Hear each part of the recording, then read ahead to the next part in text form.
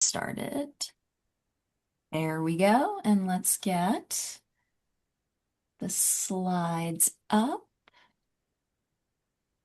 Anytime you want to cooperate. There we go. All right. And then we will get these to the rest of you.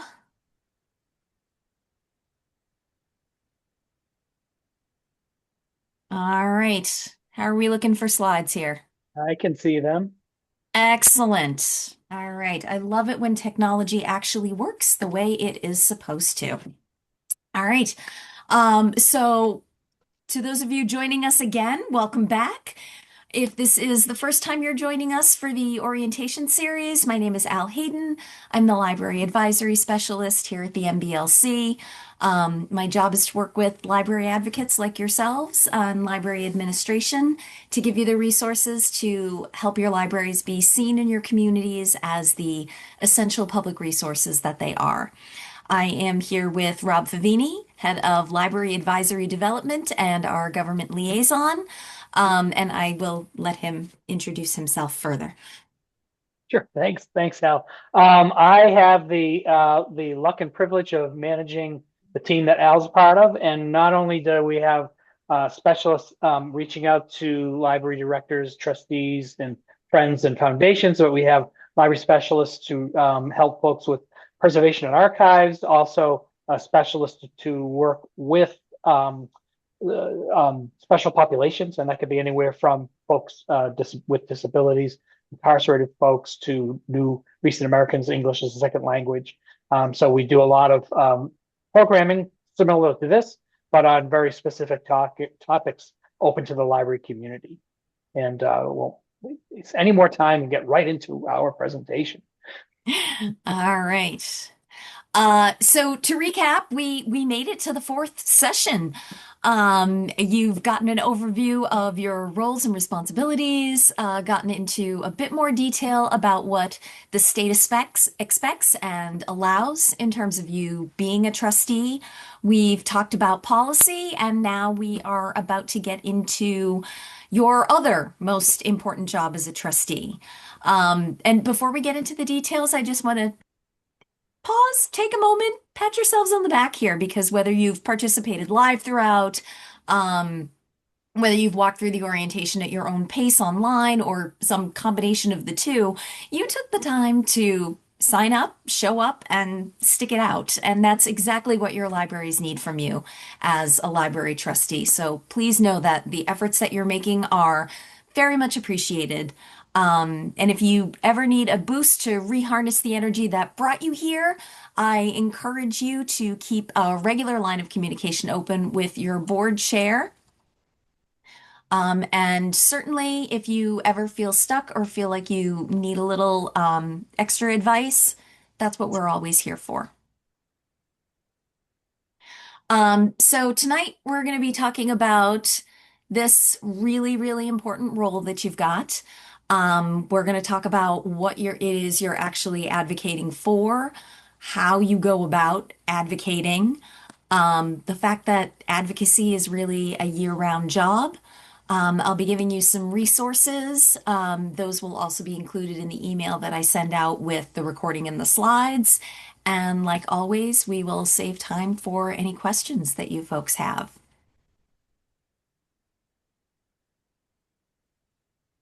All right. So, Rob, this is where you come Okay. in.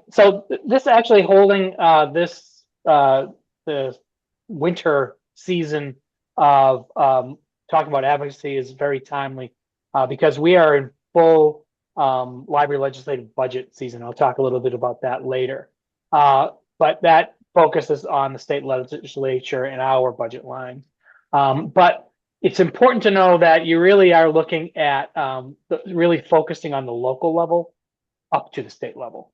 And we know that 90% or more of library budgets really come from the municipality.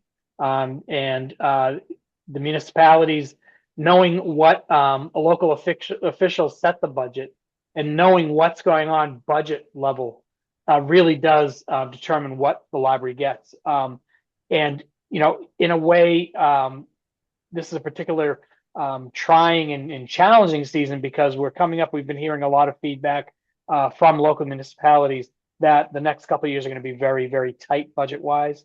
We've heard from a lot of municipalities, the drivers of the municipal budget over increases are derived from both healthcare costs and also school costs. And there's a growing kind of frustration with how much money is available in the Proposition 2.5 landscape.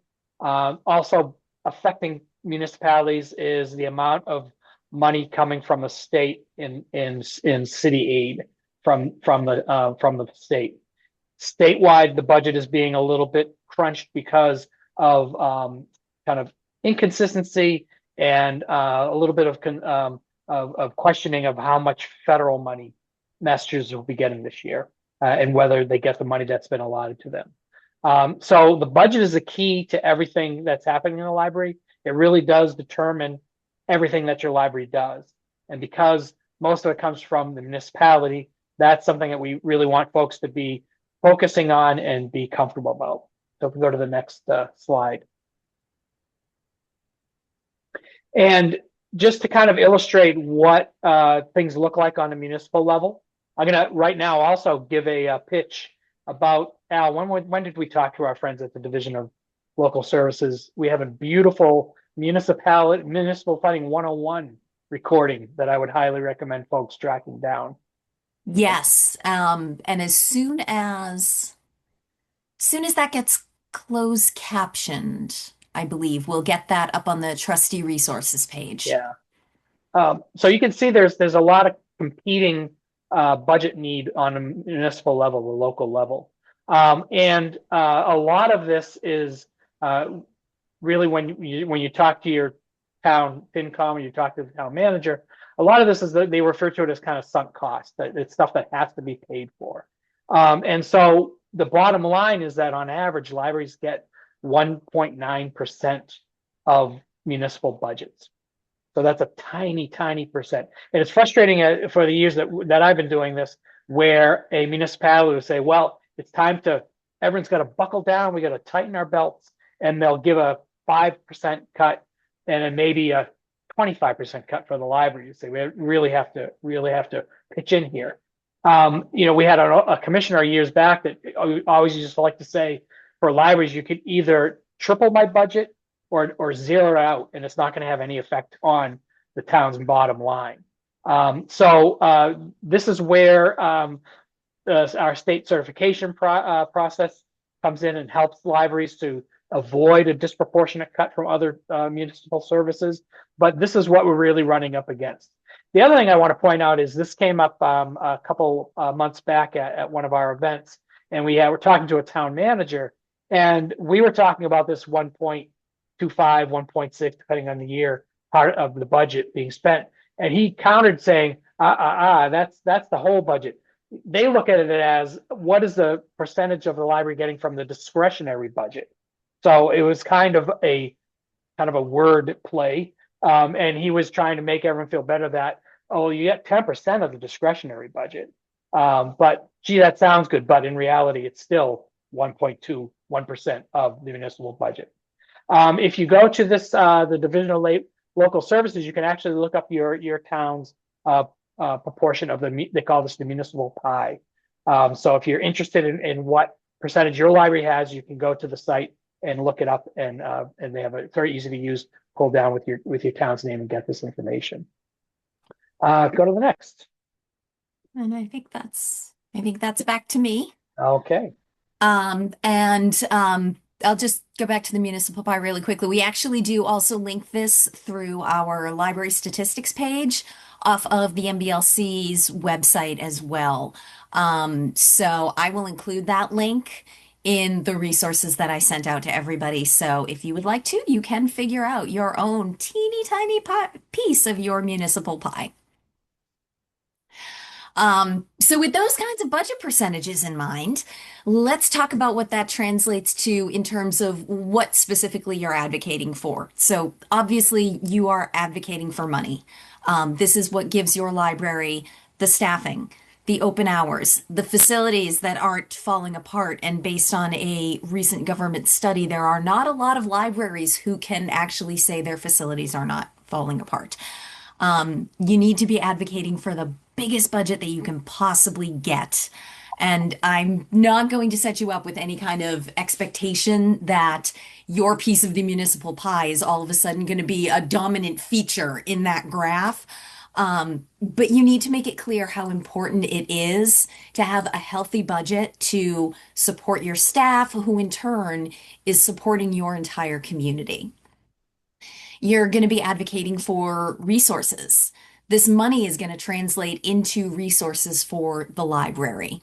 It's the investment that your library director and staff are going to make into collections, programs, whatever they find based on community feedback to help the community thrive.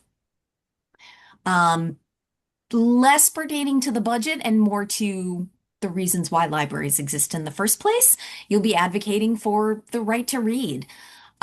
You may be called upon during your time as a trustee to support and possibly defend your library director because someone in the community finds something in the library that they consider objectionable. And underlying all of this, your advocacy will help convince your municipal officials about the essential nature of the library to the community. The services that the library offers far outweigh any one part of the collection or a single area of the building or one program offered, and to deny any part of the library to any member of the community who can get value from using your library is basically the complete opposite of what the library is there for. So what you're really advocating for is to make sure the library is at the table for every discussion of bigger picture municipal matters. You want to make sure that your little tiny slice of the municipal pie doesn't get eroded. And in order to do that, you need to be a present and vocal advocate for your library as much as possible. So how do you go about doing that? Um, how are you going to get any of those messages across to the people where it will make the most impact? So the absolute best way to do this is to be a library user. Know what your library is offering.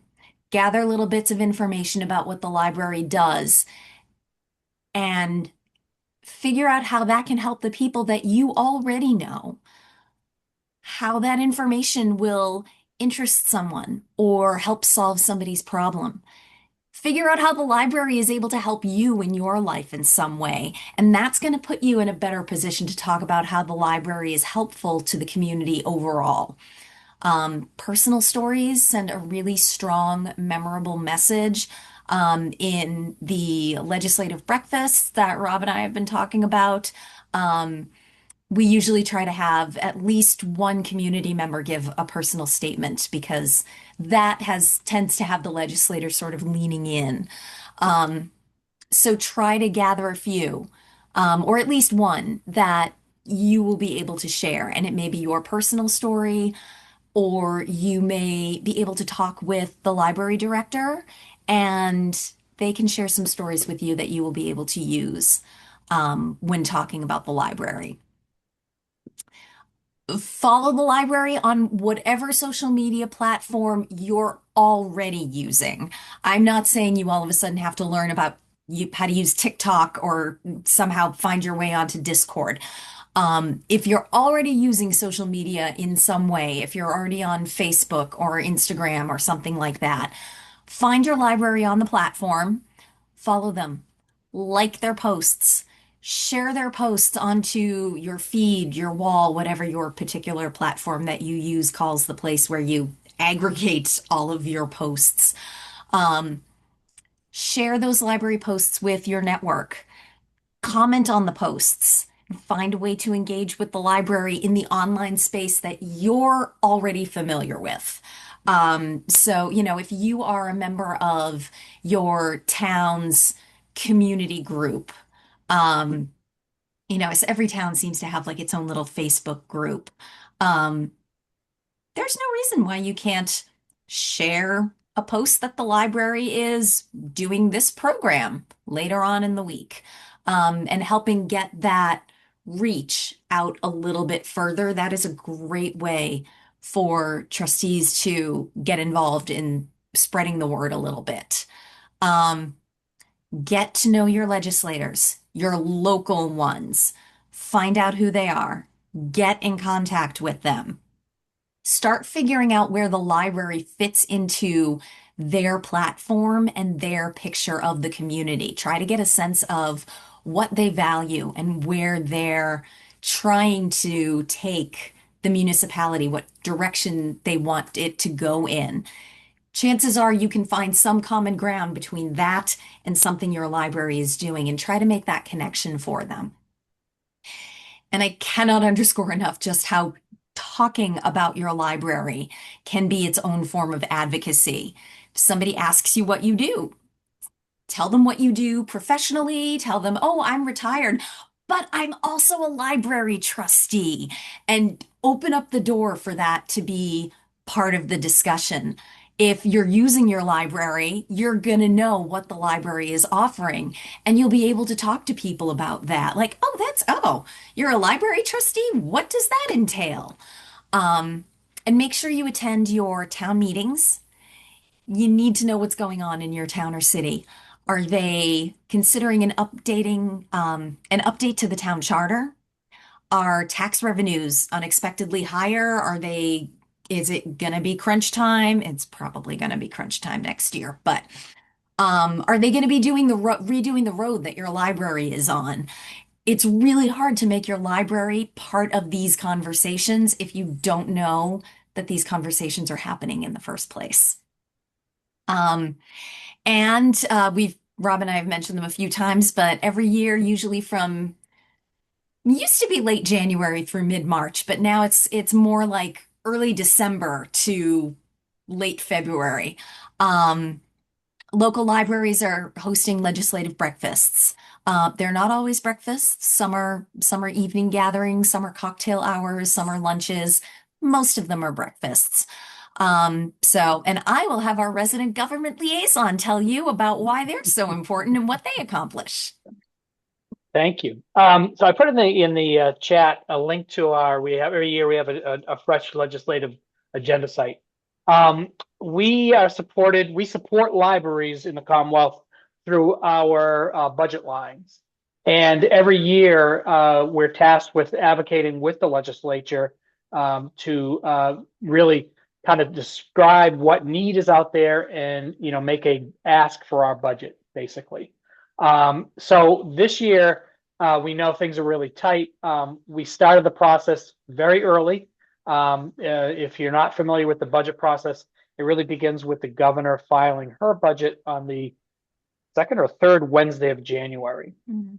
And in that budget, we had sent a letter, kind of that was a kickoff where we described what it was, what the need was, and what we're looking for. And in this particular climate, we really just asked for across the board a 3% cost of living increase. But one line in particular, 9501, I will say don't get bogged down on the numbers because even I get confused when the numbers. But it's the important thing to remember is the state aid to public library line. We thought it was important that we have a bigger increase, 5% increase. The numbers are low this year because we're recognizing the fact that the state budget process is in very much a state of very conservative. Folks, like I said, there's a lot of pressures on the state budget, and so it's not a year to make a big ask. One thing that you should know, be comfortable talking with about is the state aid to public libraries. This is unrestricted aid that certified libraries in Massachusetts get every year. And they can do anything they want with this money. They can also roll it over to year to save it if they're working on a big project.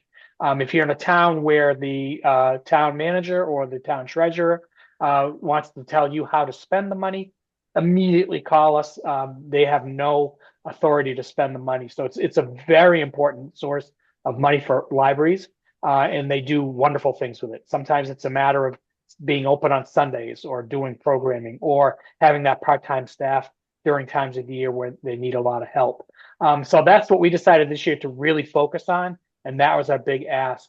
So at the legislative breakfast, usually there are a couple of organizations. I'll try not to get too alphabet soupy with you, but there's a Western Mass Library Advocates, WMLA, a Central Mass Library Advocates, and a Southeastern Mass Library Advocates, and they hold events usually in the morning with libraries. They invite local municipal officials, they invite state senators and reps, and community members to talk about what's going on in the library and how needed the funding is, the state level funding is for the library. So it's something that if you, it might be late in this season to catch one. We had about 13 this year. I think there's only 2 or 3 left. Mm. But if you ever have one, even it doesn't have to be your library, just anything in your neighborhood. Again, you're going to click on that Find My Legislator list link that I put in the chat, and you'll see their districts. And if you see a library legislative breakfast anywhere near, I would encourage you to go. It had the benefit of it, you're advocating, but also these are really feel good events. It really does tap into you can see physically the wonderful things that are happening in libraries, and knowing that will also help you as a trustee as you work in your own town.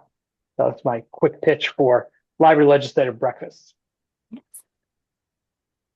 And they can be a lot of fun too. I try to make at least one every year. So, and there's usually some. There's always one in the Northeast too.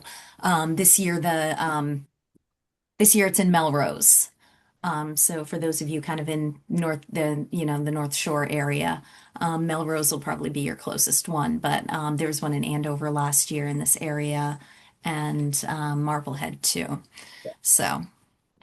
And a good, I should mention a good way to, we do not run or organize these. These are done through the Mm. Massachusetts Library Association, and they have on their site, you can get a full listing of where the events are going to be every year. Yeah. All right. So now you know what's at stake. So how do you make your library advocacy efforts more effective? Um, you want to tell your library story. Talk about the impact it has on your community, and whenever possible, use data to back that up. Um, and when you do, and I swear this and the next slide are the two hills that I may end up dying on. When you do, try to adjust the vocabulary you use to talk about the impact. So your library doesn't offer story hours or story times. It offers early literacy education and school preparedness. You don't offer public computers and open Wi-Fi. You provide essential internet access and you are bridging the digital divide. You don't have programs. You offer workforce development. You offer digital and computer literacy lessons, financial literacy lessons, cultural enrichment, civic engagement, language development, information literacy. I ran out of space on the slide. Otherwise, I'd still be going. Ideally, you want to find out what your legislators care about and then pair that up with something that your library is already doing. And that's this kind of language here is going to be much closer to what they already understand.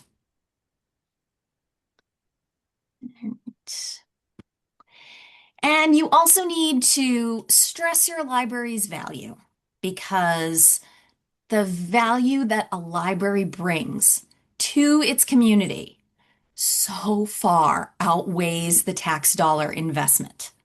So think again about that little teeny slice of the municipal pie, and then think about how much your library is doing with that little bit of funds. Work with your director, your library's admin team. Try to calculate the library's return on investment if you can. And reach out to me if you need help with that. I will also, in the resources, I will link to a blog post that I did about calculating that. Because that allows you to demonstrate with hard numbers what a good steward of taxpayer dollars you are as a board and your library is for its community. Because if there is one thing a library knows how to do, it is stretch a dollar. Show them how far the dollars are getting stretched. Talk about how much farther, even a little bit more investment into the library. That investment, which is really into the community. Show them how far it can go because that's what your library is. It's not a grant. It's not a subsidy. It's not overhead. It is an investment into the strength and resilience of your community. It is also very much not free. I get the impulse to go and talk about your library and discuss it in terms of look at all of the stuff that you can get here and it's all for free. It's really well intentioned and I know it's coming from a good place. But it also unintentionally devalues the library and frames it as like a nice to have and not the essential resource that it truly is. Libraries aren't free. Their services are offered at no additional cost beyond the initial tax investment. And that tax investment, in most cases, is returned with huge gains. So I've talked to library directors. When I was library administration, I calculated my library's return on investment. In our case, depending on the year and where our budget was going, and we had a couple of hard years, it was anywhere from a 400% return on investment to an 800% return on investment. And I've talked to some directors who come to me and they're really disappointed because they're like, "Oh, our return on investment is only 150%." Think about this in terms of a savings account. So if I came to you and I said, okay, you give me $1. At the end of the month, I will give you $1.50 for that dollar. So on, the first, you put $1 into this savings account. The 30th, you will have $2.50 to show in for your bank balance. Who is not going to take you up on that deal? And that's part of the story that you need to be telling for every tax dollar that is invested into the library. The library is giving its community multiple dollars back in services. So libraries are definitely not free, but they are one amazing value. Oops, there we go. So how do you know whose story to tell, what your return on investment is, how your library has impacted other people in your community? You need to listen. Your library director is going to be able to give you the numbers, the statistics, the stories will make those numbers come to life. The stories are going to give a face to a statistic. And while you're out there talking your library up to your community, don't forget to listen back and hear their stories and how they are either already using the library or listen to some of the pain points in their life or the issues that they might be having that the library may be able to solve for them. Ask them if or how the library has affected them in some way. And if you make that connection, you're starting to build your network of library advocates who can speak at legislative breakfasts, testify at town meetings, write letters to your reps. And of course, you're also welcome to talk to us because we're here to make sure that you're equipped, that you have talking points, that you have research, and that you have that sort of statewide context so you know where you fit into the bigger picture. We'll tell you what we're hoping to have happen statewide, and you're able to go out and talk about that too and get that message out there and see, pair that with where your community is now and where it's going. So now for the somewhat hard to hear news. You don't get funded just by attending your monthly meetings and going to a legislative breakfast. Yes, please continue to attend your monthly meetings. But you get funding by inserting yourself into your community's politics and ensuring your library has a seat at the table for as many negotiations as you can. And that's a year-round job.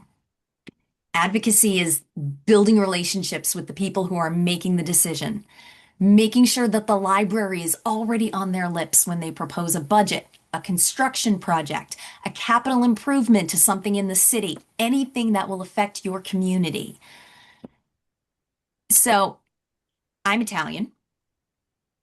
Many Italian families that I know, mine very much included in here, we've all got the relative that comes around once or twice a year. You know, every time you pick up that phone or you see that text message or you see that email, oh, it's so and so, they must be asking for money.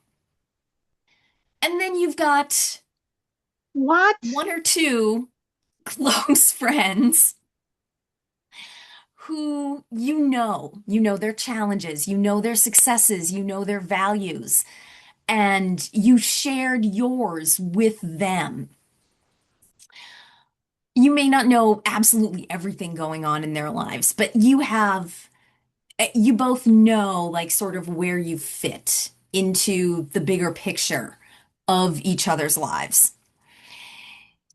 So if you've got money to give out, who are you more likely to give it to? Is it going to be the relative that pesters you every couple of times a year?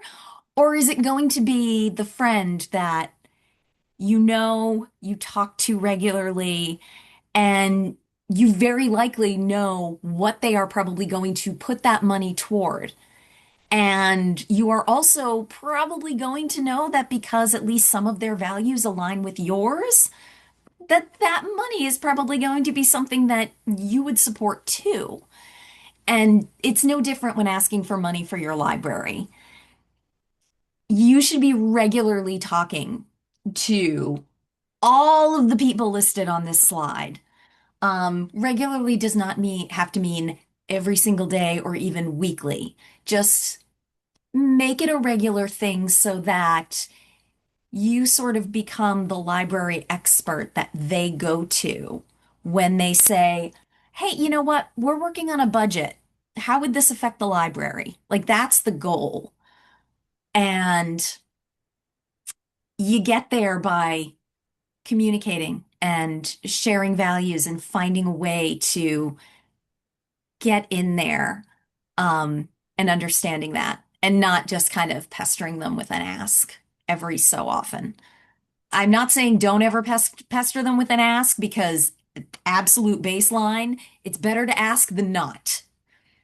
But you're probably going to have better results if you pair that with some form of regular communication. And so for the care and keeping of your decision makers, there are a lot of really low lift and positive ways to keep them informed and involved without doing that pestering and without having an ask. Think of it as sharing exciting news with your friend. Something happens and you're like, oh, you're never going to believe this cool thing happened. Think of how often a local or a state legislator is bombarded with pleas, with bad news, with complaints. Give them a little good news to brighten up their inbox. Send them thank you emails if they have done anything library adjacent that has a positive outcome for your library. If they attended a legislative breakfast, a library program, if they sponsored a bill, if they supported an increase in the library budget, absolutely thank them and say how much you appreciate the efforts on the library's behalf. Send them press releases and newspaper clippings. Make sure they know about the great stuff that your library is doing. Write letters to the editor, to your local papers. And again, feature the great things that your library is doing. And those are really great spaces to make that connection to the impact that your library is having on your community. Um, If we're talking about elected officials, never have them pass up an opportunity to go to an event, get their picture taken, talk to people, shake hands, kiss the babies, that sort of thing. Invite them to your programs, invite them to your events, your fundraisers, ribbon cuttings, award ceremonies.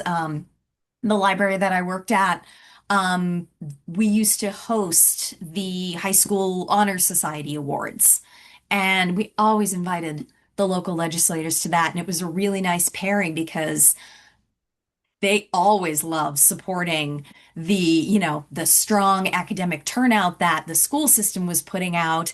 And they also got to have they also had to have it happen in the library. So it got them in the door to something that they were already inclined to support. It got them some great photo ops, and those are the kind of things that you can kind of dovetail.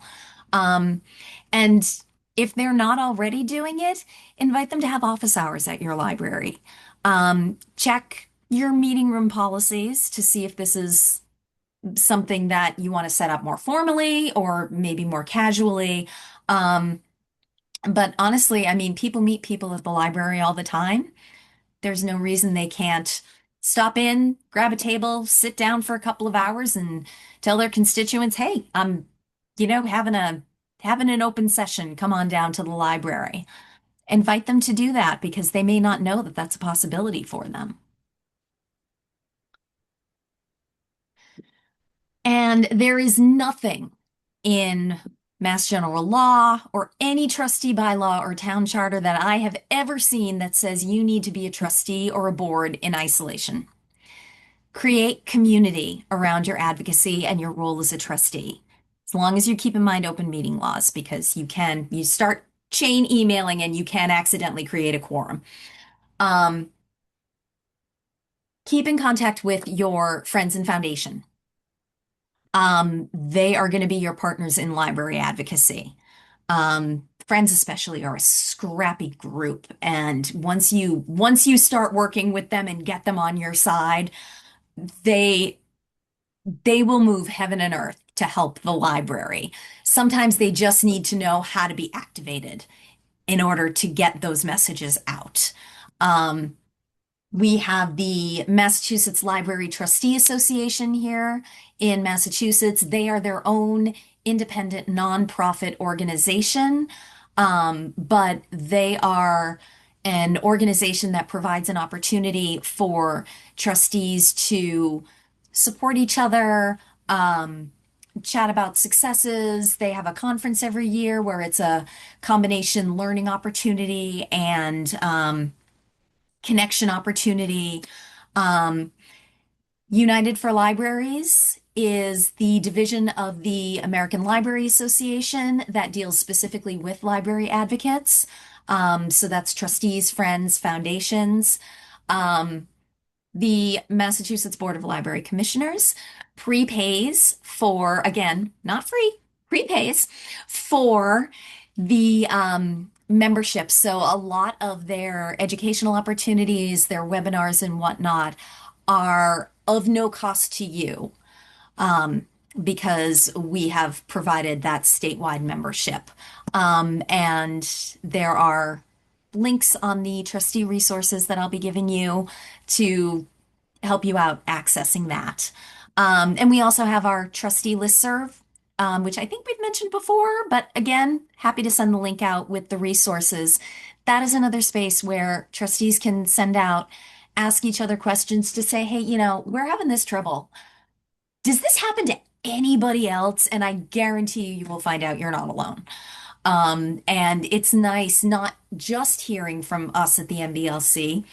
We've probably heard about it too and can offer you some advice, but there's something really nice about having that extra comfort of people who have been in the exact same situation or an extremely similar situation that you are, and being able to reach out to them, getting feedback, and in most cases, getting multiple feedbacks of like, "Oh, yeah, we've been there. This worked for us. This didn't. Try this." Um, And it's very comforting to know that you are very much not alone in almost all situations. So, for your last piece of homework, you are going to be identifying your state senator, your state rep, and all of your local municipal officials. Put their emails and your phone numbers into whatever you use for contacts. If it's your phone, if you've still got an address book, however you want to keep those, mark them down and keep them handy in one place that you know where they are. That way, when it comes time to reach out to them, you're not scrambling around trying to say, oh, I should really do that. Where would I find that? And I am going to be sending two packets in addition to the links, the slides, the recording. One of them is an orientation workbook, and that's going to have spaces to fill in all of these things. So even if that is the only place that you keep all of this stuff together, you'll at least have one place where it will all be. And as always, thank you very, very much for your time, your attention, and please don't hesitate to keep in touch. We really are here to help all of you so that you can help your libraries. Um, so with that, we can take questions. While people are thinking, I had a couple things to add to things that Al was saying. Oh, When you please do. invite a state rep or senator to an event, it's an amazing thing. They have a gravitational pull, and they seem to be able to grab local municipal leaders who you may never see. But if they know that Senator so and so or Rep so and so is coming to the library, amazingly they show up. So don't forget that that's, make it as much an event as possible. The other thing I wanted to mention is when you chat up the legislators and talk about library, I had an instance where I was talking about libraries of things. And I'd just been at a library, and it was interesting that the library of things had a set of glasses if you're colorblind.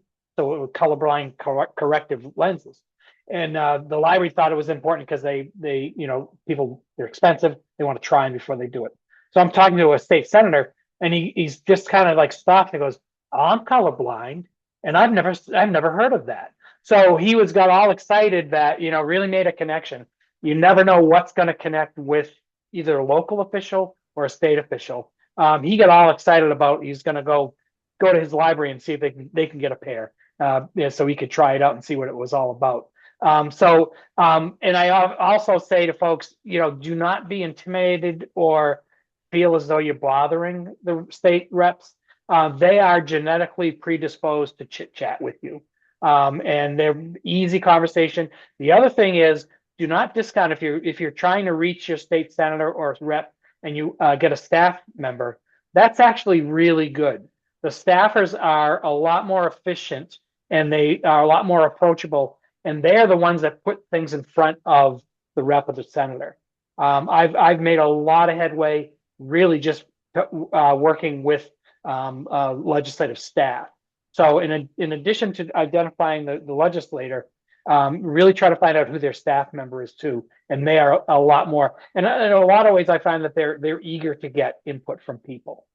So just keep that in mind as you go out and start talking to folks.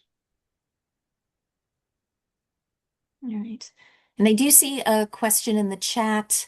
We have a new trustee starting in April. Very exciting. Yes, you can share the recordings with them. You can share any of the resources that I send out. At our hearts, we at the MBLC are still very much librarians and very much believe in, yes, just share. Nothing that I am doing, saying, or providing to you is proprietary in any way. So share it far and wide. One of the resource packets that I'll be giving you will have some suggestions for creating an orientation packet. There'll be an explainers for the alphabet soup that the library world in Massachusetts tends to throw at people. So, even if you have some regular board members who have been around for a while. And they're like, what does ARIS stand for? And feel free to share this with your board because there may be even just one or two little nuggets of information that they're like, oh, that's new to me, and I've been on this board for 20 years. So,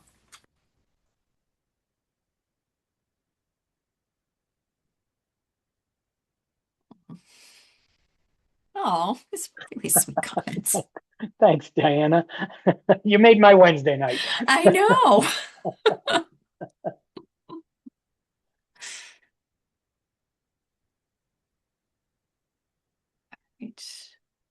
Yay. Oh, I'm glad to hear that, Marie.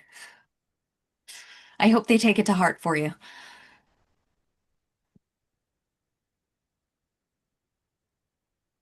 All right. And if you do have any questions, you are certainly not obliged to drop them into the chat. You are welcome also to unmute or, raise your hand if you still feel the need to be particularly formal about such things. So, if you can figure out the raise hand button, which I can't always do on Zoom, you are welcome to do that as well.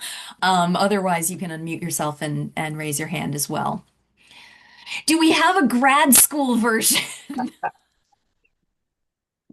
Trustee 2.0. No, You no, know what? starting to I, think about this. This is good. I like it. yeah, you know what? I will give that some thought.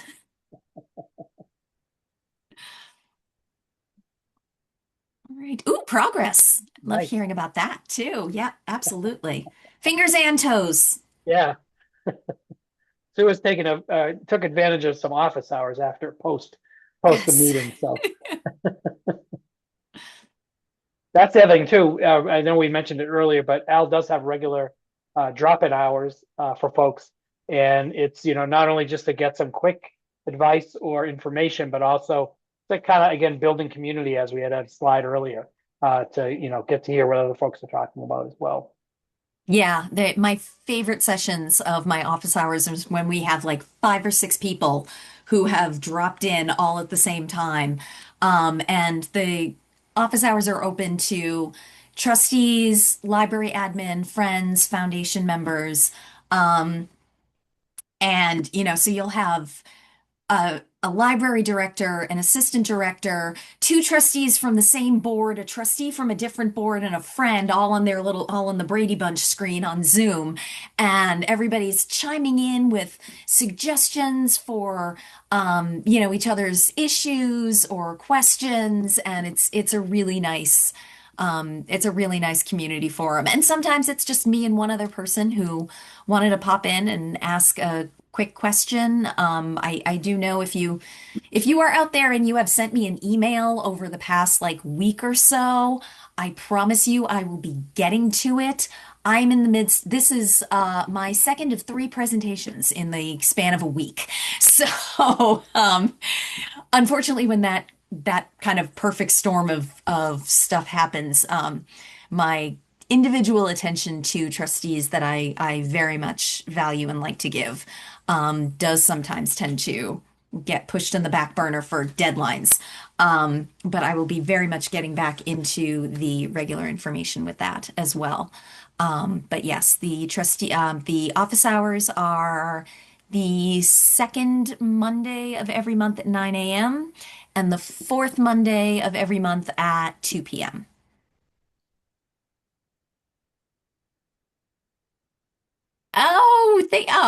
Thank you oh, wow, Kara, thank you for putting up with me for two for 2 hours in one day. I applaud your fortitude.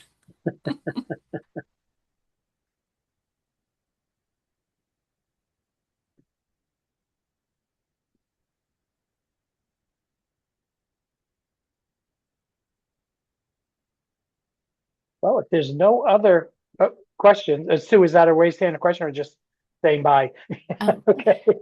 Yeah, I mean, we have no other thing to cover. If no one has anything, get your evening back, yeah, and hope you stay in touch. We hear from you again. absolutely.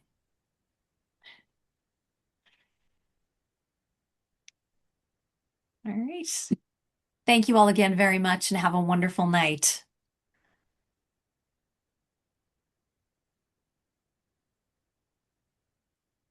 Before I say another word, stop the recording. Oh, yes, that is very, oh, there it is. Stop the recording.